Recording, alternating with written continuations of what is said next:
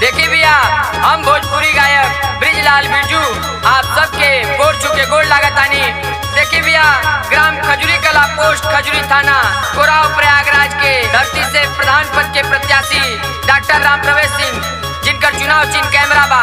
भैया आप लोग से निहोरा बा, कैमरा के निशान पे मुहर लगा के भैया के भारी से भारी मतों से विजयी बनाई।